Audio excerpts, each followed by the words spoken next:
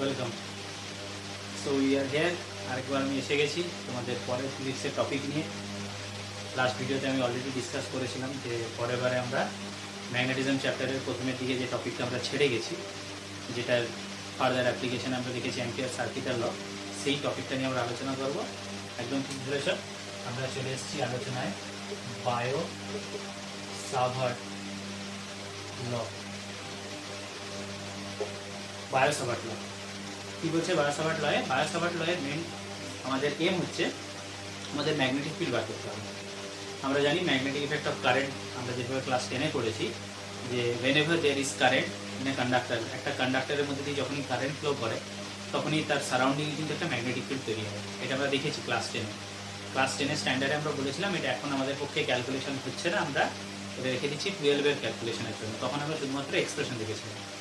এখন আমরা সেই ক্যালকুলেশনে আমরা চলে এসেছি যেখানে আমরা বায়ো সাভার্ট ল ইউজ করে একটা কারেন্ট ক্যারিং কন্ডাক্টরের থেকে আর ডিস্টেন্সে একটা সার্টেন অ্যাঙ্গেলে কতটা ম্যাগনেটিক ফিল্ড হয় সেটা আমরা বের করবো। বায়ো এবং সাভার্ট, এই দেখতে পাচ্ছ দুটো আলাদা আলাদা সায়েন্টিস্ট, তারা দুজনেই কোলাবোরেটলি ম্যাথামেটিক্যাল এক্সপ্রেশন বার করেছিল। প্রথম ম্যাগনেটিক এফেক্ট কিন্তু এক্সপেরিমেন্টালি অবজার্ভ করেছিল ওরস্টেড, পরে তার ম্যাথামেটিক্যাল এক্সপ্রেশন যে প্রোভাইড করা হয় সেটা করেছিল কিন্তু বায়ো সাভার্ট। বায়ো সাভার্টের এক্সপ্রেশন কি পাচ্ছি আমরা? বায়ো সাভার্টের এক্সপ্রেশন বলছে যখন আমরা কোনো একটা কারেন্ট ক্যারিং কন্ডাক্টরকে কনসিডার করব, ঠিক আছে, ডিএল কারেন্ট ক্যারিং কন্ডাক্টর, কতটা কারেন্ট যাচ্ছে না তার মধ্যে দিয়ে ধরে নিচ্ছি আমরা আই কারেন্ট ফ্লো করছে, তার মধ্যে দিয়ে আই কারেন্ট ফ্লো করছে। তাহলে এই সেগমেন্ট থেকে আর ডিস্টেন্স দূরে যদি আমরা একটা পয়েন্ট কনসিডার করি, এইখানে আর ডিস্টেন্স দিয়ে একটা পয়েন্ট কনসিডার করলাম যার ভ্যালু হচ্ছে, পয়েন্টটা হচ্ছে পি। এই পি পয়েন্টে ম্যাগনেটিক ফিল্ড যদি আমাদের বার করতে হয়, বায়ো সাভার্ট বলছে এই ম্যাগনেটিক ফিল্ডটা 4টে প্যারামিটারের উপর ডিপেন্ড করে।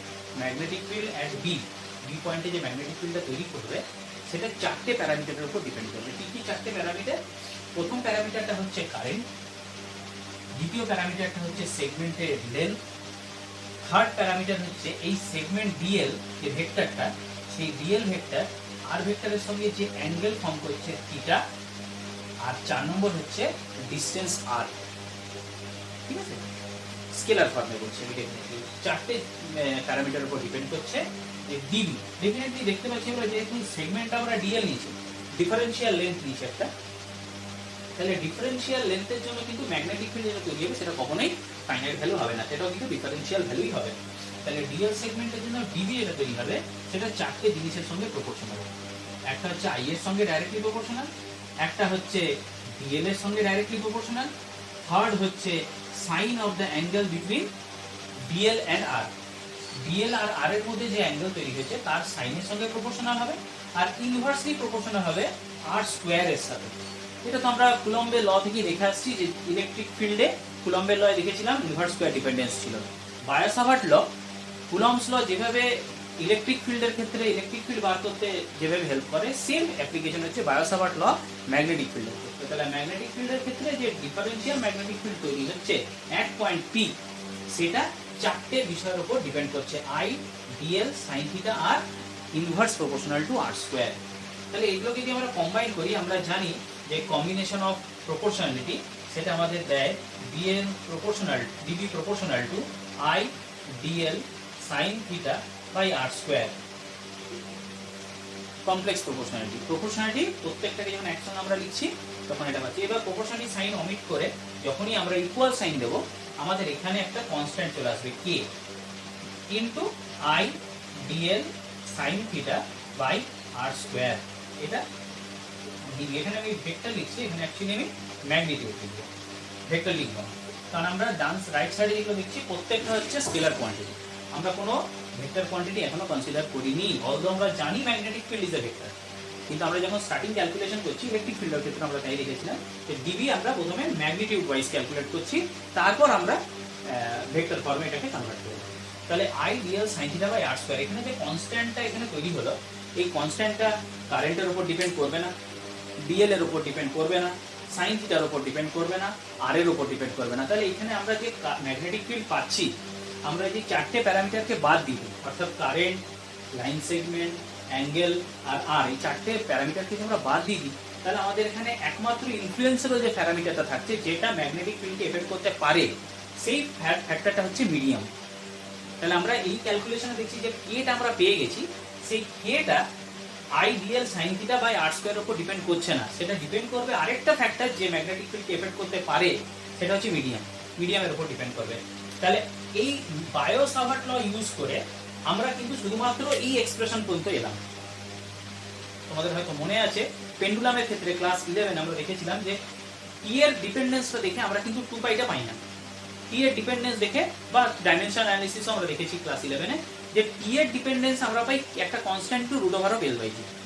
সেম এভাবে ম্যাগনেটিক ফিল্ডের ক্ষেত্রেও অ্যাকর্ডিং টু দ্য ল আমরা কিন্তু কে এর ভ্যালুটা বার করতে পারছি না। কে এর ভ্যালু বার করার জন্য আমাদের কি করতে হবে? এক্সপেরিমেন্টাল অবজারভেশনে সাহায্য নিতে হবে। এক্সপেরিমেন্টাল অবজারভেশন থেকে দেখা গেছে যে এই কে এর ভ্যালুটা হয় μ0/4π এর সঙ্গে সমান। μ0/4π এর সঙ্গে সমান। এখানে একটু বলে রাখি, এই ফ্যাক্টরটা আসছে μ0 হচ্ছে পারমিয়াবিলিটি, অর্থাৎ মিডিয়ামটা কতটা পারমিট করছে এই কারেন্টটাকে সারাউন্ডিং এ এফেক্ট করার জন্য। সারাউন্ডিং এ যখন কোনো ম্যাগনেট বা ম্যাগনেটাইজিং মেটেরিয়াল আসছে, সেই মেটেরিয়ালটাকে এই কারেন্ট ক্যারিং কন্ডাক্টরটা কতটা এফেক্ট করবে সেটা কিন্তু মিডিয়ামটার উপর ডিপেন্ড করে যায়। এবং মিডিয়ামের উপর যে ডিপেন্ড করছে সেইটা থেকে আসছে μ0টা, আর 4πটা আসছে সলিড অ্যাঙ্গেলের কাছে। অর্থাৎ এই যে সেগমেন্ট এখানে আছে, এখানে তো আমাদের টোটাল সারাউন্ডিং এ ম্যাগনেটিক ফিল্ড তৈরি হবে। তাহলে আমরা এখানে 3 ডাইমেনশনাল একটা ফিগার পাবো। 3 ডাইমেনশনাল ইয়েতে সলিড অ্যাঙ্গেলের ভ্যালু হয় 4π। তাহলে ইউনিট অ্যাঙ্গেলের জন্য যত হয় সেই ফ্যাক্টর থেকে আসছে 4π। তাহলে প্রথম ফ্যাক্টরটা μ0টা আসছে কোথা থেকে? মিডিয়ামের এফেক্টের উপর, মিডিয়ামটা কতটা ইনফ্লুয়েন্স করছে ম্যাগনেটিক ফিল্ড তৈরির ক্ষেত্রে। আর 4πটা কোথা থেকে আসছে? 4πটা আসছে সলিড অ্যাঙ্গেল থেকে, পার ইউনিট সলিড অ্যাঙ্গেল। তাহলে এই যে ভ্যালুটা আমরা পাচ্ছি, এটা যদি এখানে পুট করে দিই, তাহলে আমরা এক্সাক্ট ম্যাথমেটিক্যাল ফর্মুলা পেয়ে যাচ্ছি যে ডিবি ম্যাগনিটিউড ইকুয়ালস টু হচ্ছে μ0/4π into I DL sine theta by R square. এটা হয়ে গেল আমাদের স্কেলার ফর্ম। কিন্তু আমরা জানি ম্যাগনেটিক ফিল্ড স্কেলার নয়, ম্যাগনেটিক ফিল্ড হচ্ছে ভেক্টর কোয়ান্টিটি। তাহলে ডেফিনেটলি আমাদের এই স্কেলার ফর্ম থেকে আমাদের ভেক্টর ফর্মে যেতে হবে। তাহলে এখানে আমরা দেখি যে এখানে যে ডিএল আর সাইন থিটা আছে, সেখানে আমরা দেখতে পাচ্ছি খুব ভালোভাবে যে সাইন থিটা অ্যাকচুয়ালি আসে কিন্তু ক্রস প্রোডাক্ট থেকে সাইন থিটা আসে। আর এখানে আমরা অলরেডি সাইন থিটা পেয়ে গেছি, তার মানে কোথাও ক্রস প্রোডাক্ট ইনভলভ আছে। First reason. সেকেন্ড রিজন হচ্ছে যখন দুটো ভেক্টর ইন্টারঅ্যাক্ট করছে, এখানে দুটো ভেক্টর আমরা দেখতে পাচ্ছি, একটা হচ্ছে ডিএল ভেক্টর, একটা হচ্ছে আর ভেক্টর, এবং তারা ইন্টারঅ্যাক্টের মাধ্যমে আরেকটা যে ভেক্টর তৈরি করছে সেও ইটসেলফ এ ভেক্টর।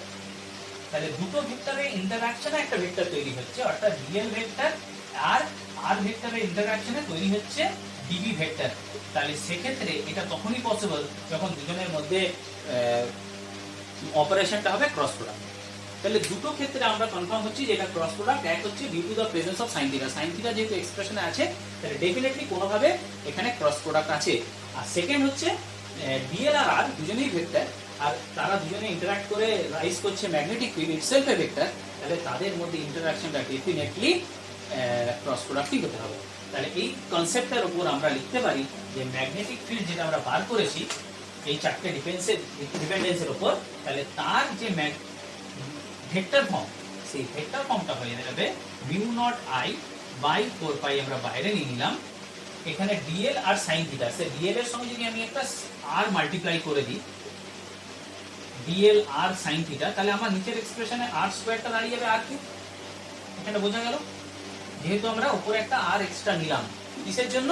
ওই ক্রস প্রোডাক্টের এক্সপ্রেশনটা আনার জন্য। তাহলে যেহেতু আমরা উপরে একটা আর মাল্টিপ্লাই করেছি, আমাদের নিচেও একটা আর মাল্টিপ্লাই করতে হবে, সুতরাং এক্সপ্রেশনটা হয়ে যাবে আমার আর কিউব।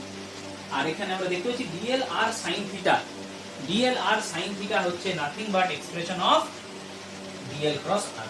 একদম ঠিক, ডিএল ক্রস আর। তাহলে ডিবি ম্যাগনিটিউড ওয়াইজ যদি আমরা এটা পাই, তাহলে ভেক্টর ফর্মে আমরা লিখতে পারি μ0I/4π, এদিকটা হয়ে গেল ডিএল ক্রস আর ভেক্টরে ডিভাইডেড বাই আর কিউব। তাহলে এটা হয়ে গেল আমাদের ভেক্টর ফর্ম। স্কেলার ফর্ম থেকে ভেক্টর ফর্মে চলে গেলাম। তাহলে কি করে ভেক্টর ফর্ম পেলাম আরেকবার একটু রিক্যাপচুলেট করে দিই। এক নম্বর রিজন হচ্ছে সাইন থিটার প্রেজেন্স, দুই নম্বর রিজন হচ্ছে দুটো ভেক্টর নিজেদের মধ্যে ইন্টারঅ্যাকশন করে আরেকটা ভেক্টর তৈরি করছে। দুটো ভেক্টর নিজেদের মধ্যে ইন্টারঅ্যাকশন করে একটা ভেক্টর তৈরি করা মানেই তাদের প্রোডাক্টটা হতে হবে ক্রস প্রোডাক্ট। তো এখানে কিন্তু অ্যাডিশন মাল্টিপ্লিকেশনের কোনো অপশন নেই, অ্যাডিশন বা সাবট্রাকশনে, সরি, এখানে মাল্টিপ্লিকেশন। তাহলে মাল্টিপ্লিকেশন হচ্ছে এবং গিভ রাইজ টু ভেক্টর, তাহলে ডেফিনেটলি সেটা কি প্রোডাক্ট হতে হবে? Cross product. আর সেকেন্ড রিজন হচ্ছে এখানে প্রেজেন্স অফ সাইন থিটা। তাহলে এখানে আমরা পেয়ে গেলাম expression dB vector equals to mu naught I by 4 pi dl cross r by R cube. এখানে আমি একটু আলোচনা করে দিই কি করে আমরা ডিবির ডিরেকশনটা পাবো। ডিবির ডিরেকশনটা কি করে পাবো, তার জন্য আমরা কারেন্টের সেগমেন্টটাকে একটু আলাদাভাবে আনছি, পুরো কারেন্টের ওয়্যারটাকে না এঁকে সেগমেন্টটাকে আনছি। তাহলে ধরে নিচ্ছি এটা আমাদের ডিএল সেগমেন্ট, আর এইটা হয়ে যাচ্ছে আমাদের আর ভেক্টর। তাহলে এটা ডিএল ভেক্টর, এটা আর ভেক্টর, মাঝের অ্যাঙ্গেলটা হচ্ছে থিটা। আমরা কি অপারেশন করছি, ডিএল ক্রস আর। তাহলে আমরা জানি এই ক্রস প্রোডাক্টের ডিরেকশন নেওয়ার জন্য আমাদের কাছে দুটো অপশন আছে, একটা আছে লেফট হ্যান্ড রুল আর একটা আছে রাইট হ্যান্ড থাম্ব রুল। তাহলে এই ক্ষেত্রে আমরা যে কোনো ভেক্টরের অপারেশনের ক্ষেত্রে রাইট হ্যান্ড থাম্ব রুলটা অনেক বেশি প্র্যাকটিক্যালি অ্যাপ্লিকেবল, কারণ লেফট হ্যান্ড রুল অনেক সময় হাতের পজিশনটা ঠিকমতো প্লেস করা যায় না। হাতের পজিশনটা ঠিকমতো প্লেস না হলে তাহলে কিন্তু আমরা থার্ড ইয়েটা পাবো না। যদি এখানে প্লেস হচ্ছে, আমি ইন জেনারেল বলছি, তাহলে যদি প্লেস করতে না পারি তাহলে আমাদের কাছে সবচেয়ে ইউজফুল মেকানিজম হচ্ছে রাইট হ্যান্ড থাম্ব রুল। তাহলে রাইট হ্যান্ড থাম্ব রুলের ক্ষেত্রে কি বলছে, আমাদের প্রথমে ডিএল বরাবর আমাদের হাতকে প্লেস করতে হবে, নিয়ে যার সঙ্গে ওর ক্রস হচ্ছে সেই দিকে হাতটাকে মুভ করাতে হবে। ডিএল বরাবর ক্রস হলো এবং যেদিকে হাতটা মুভ হচ্ছে সেই দিক বরাবর আমাদের ক্রস করাতে হবে, ডিএল ক্রস আর। তাহলে আমাদের থাম্বটা যেদিকে ডিনোট করছে সেইটা হয়ে যাবে ডিএল ক্রস আর এর ডিরেকশন। তাহলে এখানে দেখতে পাচ্ছি আমরা ডিএল বরাবর যদি হাতটাকে রেখে আমরা সেটাকে আর এর দিকে কার্ভ করাই, তাহলে দেখো আমার থাম্বটা হচ্ছে ইনটু দা বোর্ড, থাম্বটা হয়ে গেল ইনটু দা বোর্ড, আর ইনটু দা বোর্ডকে আমরা ডিনোট করি an circle cross, an circle cross. তো ডেফিনেটলি যদি এই পয়েন্টটা ওয়্যারের লেফট সাইডে চলে আসে তখন আমাদের আর এর ডিরেকশন হয়ে যাবে এই সাইডে, থিটা হয়ে যাবে এইটা। তখন আমাদের ক্রস প্রোডাক্ট যদি করি তখন দেখো আমাদের তাহলে ক্রস প্রোডাক্টটা এইখানে এল রেখে আর এর দিকে যাচ্ছে, তখন থাম্বটা আমাদের কোন দিকে যাচ্ছে, আউট অফ দা বোর্ড। তাহলে তখন হবে ইন সার্কেল ডট, দুটো দু সাইডে দুটো ডিরেকশন। যদি রাইট সাইডে পয়েন্ট থাকে তাহলে ডিএল ক্রস আর রাইট হ্যান্ড থাম্ব রুলের মাধ্যমে আমাদের থাম্ব হচ্ছে টুয়ার্ডস দা বোর্ড, মানে ইনসাইড দা বোর্ড। আর যদি আমাদের আর ভেক্টর লেফট সাইডে চলে আসে তাহলে আমাদের ডিএল ক্রস আর করলে আমাদের থাম্ব হচ্ছে আউট অফ দা বোর্ড। ঠিক আছে, তাহলে আমাদের ডিরেকশনটা কি হয়ে গেল, ডিরেকশনটা অ্যাকর্ডিং টু দিস এটা হচ্ছে out of board, sorry into the board. যেভাবে আমরা ডায়াগ্রাম ড্র করেছিলাম into the board. Out of the board কখন হবে, যখন আমাদের পয়েন্টটা লেফটে হবে। ইনটু দা বোর্ড হচ্ছে আমাদের ম্যাগনেটিক ফিল্ডের ডিরেকশন। চলে আসছি আমরা এর অ্যাপ্লিকেবিলিটি, যে কেন আমরা বায়োট-সাভার্ট ল পড়ছি, কোথায় আমাদের অ্যাপ্লিকেবিলিটি। আমি শুধু ভেক্টর ফর্মটা রেখে বাকিটাকে মুছে নিলাম। ডিবি, ডিবি সমান হচ্ছে ডিএল ক্রস আর। কোথায় অ্যাপ্লাই করবো, আমরা প্রথমে ধরে নিচ্ছি একটাই অ্যাপ্লিকেশন, পরের অ্যাপ্লিকেশন আর নিউমেরিক্যালের জন্য আমরা পরের ভিডিওতে যাব। আমরা একটাই অ্যাপ্লিকেশন আজকে ধরছি, ধরে নিচ্ছি এটা হচ্ছে একটা ফাইনাইট ওয়্যার। বায়োট-সাভার্ট ল এর অ্যাপ্লিকেশন কি নিচ্ছি আমরা, finite wire, current carrying wire, যার উপরের লেন্থটা হচ্ছে এ, নিচটা হচ্ছে বি, উপরটা হচ্ছে এ, নিচটা হচ্ছে বি। তাহলে আমরা ধরে নিই এর কোন একটা সেগমেন্ট, যে কোনো একটা সেগমেন্ট ডিএল।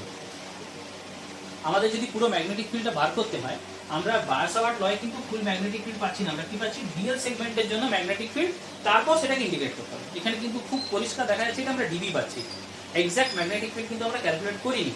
কখন ক্যালকুলেট করব, যখন আমাদের ডিএল এর ইন্টিগ্রেশনটা আমরা পারফর্ম করতে পারবো। রাইট সাইডে আমাদের ডিএল এর ইন্টিগ্রেশন করতে হবে, যেখানে আর এবং আর কিউব ভ্যারিয়েবল হতে পারে, যেমন এই ডায়াগ্রামে আমি দেখাচ্ছি আর এবং আর কিউব কিন্তু ভ্যারিয়েবল হয়ে যাবে। তাহলে ডিএল সেগমেন্ট থেকে আমরা ধরে নিচ্ছি অ্যাট এ ডিস্টেন্স আর একটা পয়েন্ট আছে, যে পয়েন্টটা থেকে ওয়্যারের পারপেন্ডিকুলার ডিস্টেন্স হচ্ছে সাপোজ আর। আর এই ডিএল সেগমেন্ট আমরা কোথায় নিয়েছি, এই ডিএল সেগমেন্টে নিয়েছি এই পয়েন্টটা থেকে এল ডিস্টেন্স দূরে, এল ডিস্টেন্স দূরে ডিএল সেগমেন্ট নিয়েছি। তাহলে এই অ্যাঙ্গেলটা ধরে নিচ্ছি আমরা থিটা, এইটা হয়ে গেল এক্স। তাহলে আমাদের এইটা যদি আমরা ভেক্টর ফর্মে আলাদা পাশে লিখি, তাহলে এইটা হয়ে গেল আমাদের ডিএল ভেক্টর, আর এইটা হয়ে গেল আমাদের এক্স ভেক্টর। এটা হয়ে গেল ডিএল ভেক্টর, এটা হয়ে গেল এক্স ভেক্টর, তাদের মাঝের অ্যাঙ্গেলটা হচ্ছে থিটা, এটা এল। ডিএল ভেক্টর আর এক্স ভেক্টর মাঝের অ্যাঙ্গেল থিটা। ঠিক আছে, তাহলে আমাদের আগের ইয়েতে বায়োট-সাভার্টে এটা আর ভেক্টর ছিল, সেটা এখানে কি হয়ে গেল এক্স ভেক্টর। যদি এক্স ভেক্টর হয়ে যায় তাহলে আমাদের এই এক্সপ্রেশনটা কিভাবে চেঞ্জ হবে, ডিবি ইকুয়ালস টু হয়ে যাবে mu naught I by 4 pi dl cross x by x square. আমাদের এক্সটা হয়ে গেছে, রিপ্লেস করছে কাকে, আর কি, কারণ ইনিশিয়ালি আমরা ডিএল থেকে ডিসটেন্সটা নিয়েছিলাম, এটা পয়েন্টটা পি, পি পয়েন্টে আমরা ম্যাগনেটিক ফিল্ড বার করছি। ডিসটেন্সটা নিয়েছিলাম আর, এক্ষেত্রে আমাদের ডিসটেন্সটা হচ্ছে এক্স। আরটা কোনটা? আরটা হচ্ছে ফিক্সড পয়েন্ট, এই ওয়্যার থেকে পারপেন্ডিকুলার ডিসটেন্স, যেটা কখনোই চেঞ্জ হয় না। ওয়্যারের সেগমেন্ট থেকে পয়েন্টের ডিসটেন্স ভ্যারি করতে পারে। সেগমেন্টটা তুমি যেখানে যেখানে নেবে সেভাবে সেভাবে এক্স এর ভ্যালুটা ভ্যারি করবে, এল এর ভ্যালুও ভ্যারি করবে। কিন্তু আর ডিসটেন্স, যেটা পারপেন্ডিকুলার ডিসটেন্স ওয়্যার থেকে পি পর্যন্ত, সেটা কিন্তু অলওয়েজ কনস্ট্যান্ট, সেটা ভ্যারিয়েশন হবে না। তাহলে আমাদের এখানে আরটাকে নিয়েছি ওই কনস্ট্যান্ট। তাহলে এখানে আমাদের হয়ে গেল DL cross x by x s cube. এবার আমাদের কি লাগবে? তাহলে আমাদের এর কাজ হয়ে গেছে, আমরা এই ইকুয়েশন ইউজ করে নিয়েছি। এবার আমাদের লাগবে যে ডিএল ক্রস এক্স করলে কি পাবো আমরা? দুটোর মাঝের অ্যাঙ্গেল থিটা। তাহলে আমাদের যদি স্কেলার ভ্যালু বলতে হয় ডিবির, তার ভ্যালুটা কত হবে? Mu naught I by 4 pi dl into x into sine theta divided by x square. Dl into x into sine theta scalar ফর্মে লিখলাম, a cross b equals to a b sine theta. এখানে theta হচ্ছে অ্যাঙ্গেলটা। তাহলে আমাদের দেখো এখানে x আর এক্স কিউব কেটে এক্স স্কয়ার থাকলো।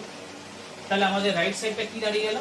Mu naught I by 4 pi dl sine theta by x square.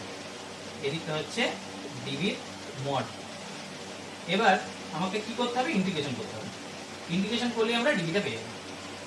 ডিবির উপর ইন্টিগ্রেশন করলে আমরা টোটাল ম্যাগনেটিক ফিল্ড ডিটা পেয়ে যাবো ডিবির উপর ইন্টিগ্রেশন করলে। কিন্তু ডিবির উপর ইন্টিগ্রেশন করতে হলে আমাদের দেখতে হবে রাইট সাইডে কোন কোনগুলো ভ্যারিয়েবল, কোন কোনগুলো কনস্ট্যান্ট। রাইট সাইড, ঠিক আছে? এবার আমি এই সেগমেন্টটা একটু বাঁ দিকে আঁকি, এই সেগমেন্টটাকে।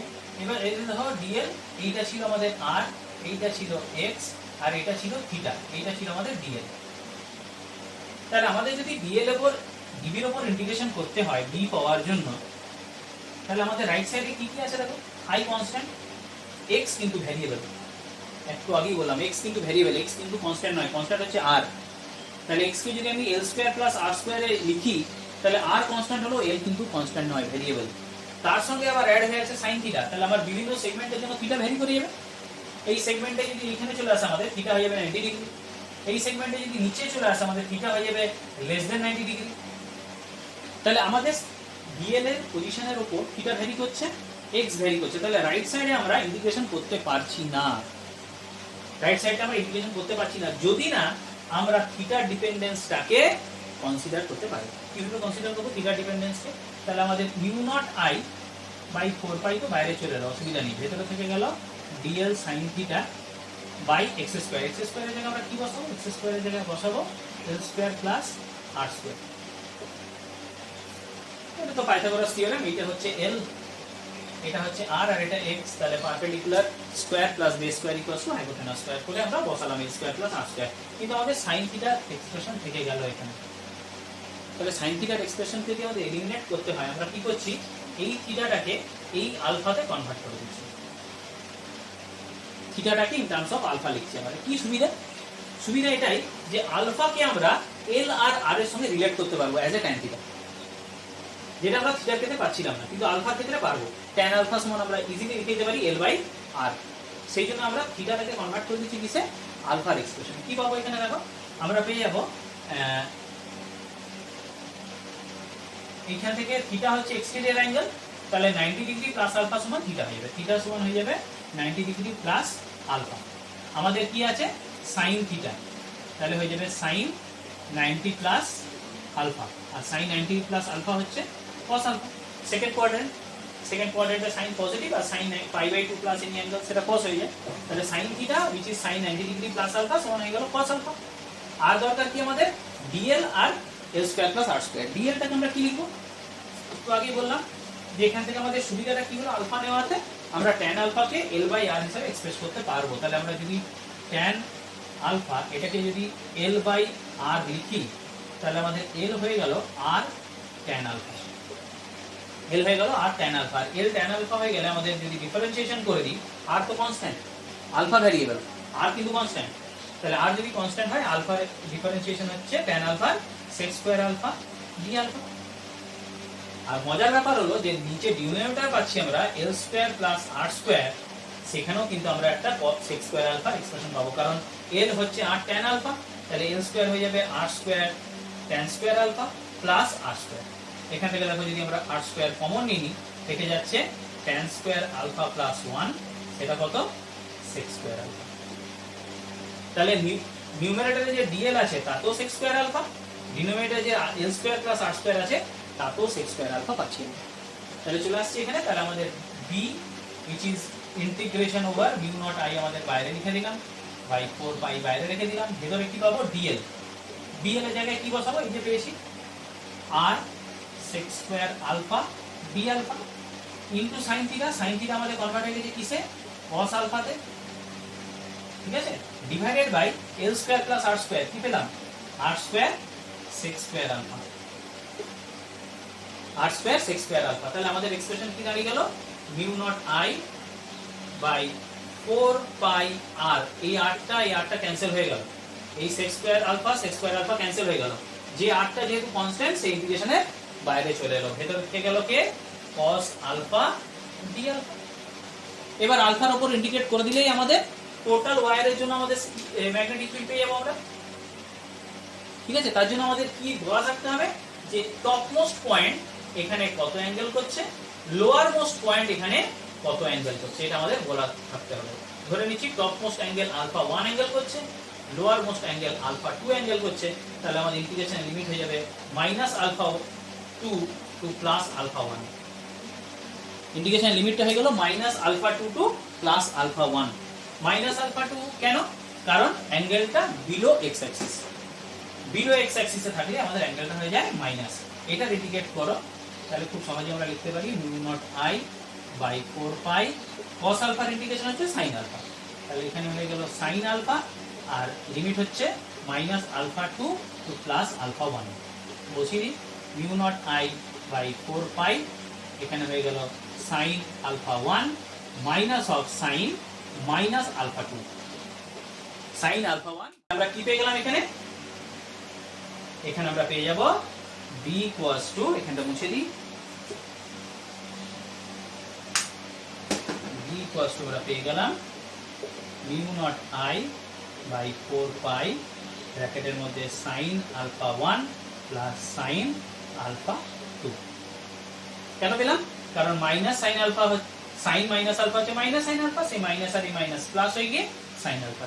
এটা কার জন্য হয়ে গেল, এটা হয়ে গেল ফাইনাইট ওয়্যারের জন্য। যদি স্পেশাল কেস কি ইনফাইনাইট ওয়্যারের ক্ষেত্রে আমরা ফাইনাইট ওয়্যার দিয়ে শুরু করেছিলাম, স্পেশাল কেস হচ্ছে ইনফাইনাইট ওয়্যার। যদি এটা ইনফাইনাইট হয়ে যায়, আমাদের আলফা 1 এবং আলফা 2 দুটোরই ম্যাগনিটিউড হয়ে যাবে পাই বাই 2 অর 90 ডিগ্রি, আর সেটা যদি আমরা এখানে বসিয়ে দিই, তাহলে b এর ভ্যালু হয়ে যাচ্ছে 1 প্লাস 1 ইকুয়ালস টু 2, তাহলে mu naught i by 4 pi into 2, 4 pi r, sorry এখানে একটা r ছিল, 4 পাই r ইন্টু 2, তাহলে হয়ে গেল mu naught i by 2 pi r। এটা হয়ে গেল আমাদের ম্যাগনেটিক ফিল্ড, তার জন্য ইনফাইনাইটের জন্য। ফাইনাইটের জন্য কোনটা, এইটা, এটা হচ্ছে ফাইনাইটের এক্সপ্রেশন। যেই আমরা দুটোর ভ্যালু 90 ডিগ্রি, এবার প্রশ্ন হতে পারে স্যার আলফা 2 এর ভ্যালুটা কেন মাইনাস বসালেন না, 90 ডিগ্রি তো নিচের দিকে হবে, মাইনাস আলফা 2 কিন্তু কেন বসালাম না, কারণ অলরেডি আমরা আলফা 2 কে মাইনাস হিসাবে করেই আমরা এই এক্সপ্রেশন পেয়েছি। আমাদের এই এক্সপ্রেশন যেটা আমরা ভ্যালু পেয়েছি, তাহলে অলরেডি আমরা আলফা 2 কে মাইনাস আলফা 2 হিসাবে বসিয়ে এক্সপ্রেশন পেয়েছি, সুতরাং আর আমাদের কিন্তু 90 ডিগ্রিকে মাইনাস বসাতে হবে না, শুধু ম্যাগনিটিউডটা বসালেই হবে, কারণ সাইন আমরা অলরেডি কনসিডার করে নিয়েছি। তাহলে আমরা কি পেলাম, b সমান হচ্ছে mu naught i by 2 pi r। এটা হচ্ছে কার জন্য, ইনফাইনাইট লং ওয়্যারের জন্য। আরেকটা অ্যাপ্লিকেশন আমাদের বাকি থাকলো, পরের ভিডিওতে আমরা দেখবো, সেটা হচ্ছে সার্কুলার লুপের জন্য। সার্কুলার লুপের জন্য আমাদের স্পেশাল একটা জিওমেট্রিক্যাল শেপ দরকার, কোন শেপ, সেই কোন শেপটা পরের দিন আমি নিয়ে আসবো, যাতে ম্যাগনেটিক ফিল্ড আর লেন্থের ডিরেকশনটা ভেক্টরিক্যালি খুব সহজে বোঝানো যায়, খুব সহজে এটা আমরা বোঝাতে পারি। তার জন্য পরের দিন আমরা একটা কোন নিয়ে এসে অ্যাপ্লিকেশনটা করবো, বায়োসাভার্ট ল এর অ্যাপ্লিকেশন করব সার্কুলার লুপের জন্য ম্যাগনেটিক ফিল্ড বার করবো, ঠিক আছে। এবং তার সাথে কিছু নিউমেরিক্যাল করবো, যেটা আমরা আগের ভিডিওতেও বলেছিলাম। 11 এর টপিক আমরা খুব তাড়াতাড়ি আনতে চলেছি, এবং এই চ্যাপ্টারটাকে আমরা পুরো কমপ্লিট করবো, করে নিয়ে আমরা পরের চ্যাপ্টারে যাব। তাহলে চোখ রাখো ইয়েতে, আমরা খুব তাড়াতাড়ি আবার পরের ভিডিওতে আসতে চলেছি। সবার সঙ্গে দেখা হবে। Thank you.